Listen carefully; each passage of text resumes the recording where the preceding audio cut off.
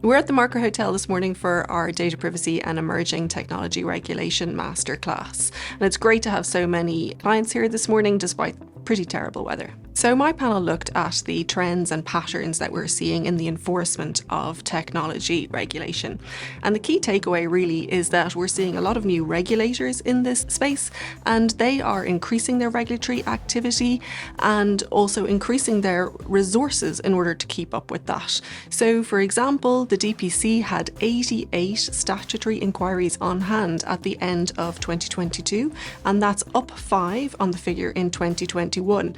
We've also seen that the DPC resources expanded from a staff of 27 to 230 over the 10 years of Helen Dixon's tenure. That's a 700% increase.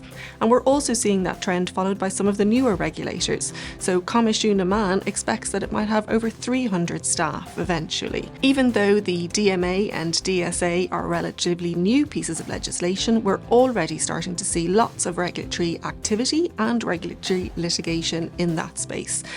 And this is an area to watch out for in the future. The main takeaway from my panel is that the key to good regulatory engagement is careful planning.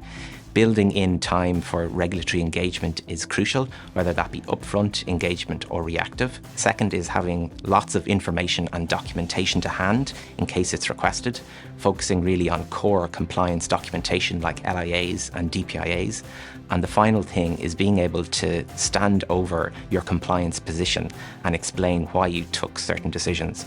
Tech regulation doesn't prescribe usually how you need to comply, so you need to be able to explain why you took one option over the other. The pace of change with law and regulation is really significant. Events like today are really useful and important because people can gain a huge amount of information on a wide range of complex issues in a really short space of time, and then be able to use that when they go back to their businesses.